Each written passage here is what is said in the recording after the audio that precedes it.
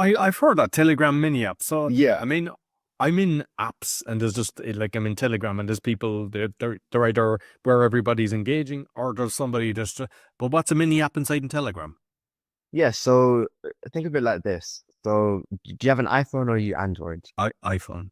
Okay, all right. So you'd be familiar with 8 Ball Pool as like one of the main games that you could play in like your text messages, for example. Like you could just invite someone to play a game, right? So that would be an example of, I guess, a mini app to like Apple's messaging service. But the same thing is to be said for Telegram. And Telegram has an app store that not many people know about. If you want to check it out, it's TAPPS_bot. And when you press start, then launch, it will open up Telegram's mini apps. And it'll literally look like the Apple App Store. And it'll have all these apps that quite literally stay on Telegram. So these mini apps came about, or the hype for them came about by way of gaming. I mean, I'm someone who definitely, I mean, I'm almost certain that in any industry, I won't name the other thing that's probably a massive adopter, but gaming, I think, is a huge adopter for any industry. And that's what we've seen with the Telegram mini app space. People are creating these hyper casual games, hyper addictive games where users can, it start down the tap to earn space. So people are just tapping away on, like, say, a hamster combat was one of the main ones. And they're tapping away at this hamster, they're earning points.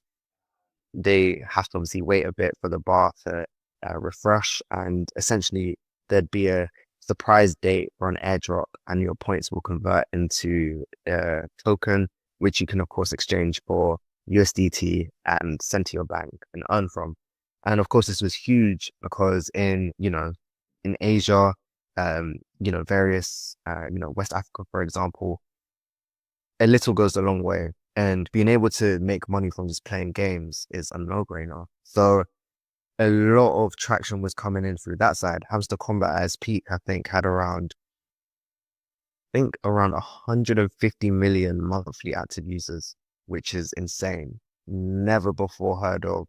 The game isn't great, so it's something which just took off completely. But what we're seeing now is Telegram mini apps are becoming a little more sophisticated.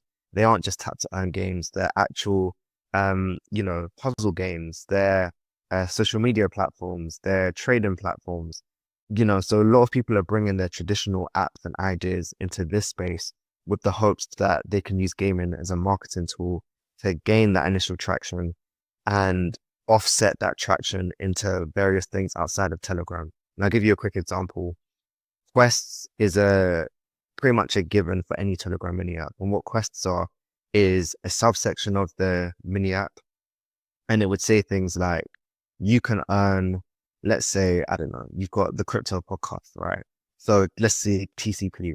You can earn 100 TCP points if you follow us on Instagram, for example. And if you've got 100,000 monthly active users and 10% convert, you've got 10,000 people, let's say within a week time frame, that have completed that quest. And your Instagram, if you start from zero, would be at 10,000 followers, which is a great metric. And a lot of people are essentially farming their users and leveraging that audience and attention to these other platforms where they can earn further. So it's being used as a really formidable marketing tool. I do think it's early days. We've built maybe close to 20 at the moment in the past 2 months, 3 months. And yeah, it's been a great time, just seeing what the market's offering in this space. But I do think it's really early, and I'm super excited to see what sort of comes in the space for 2025.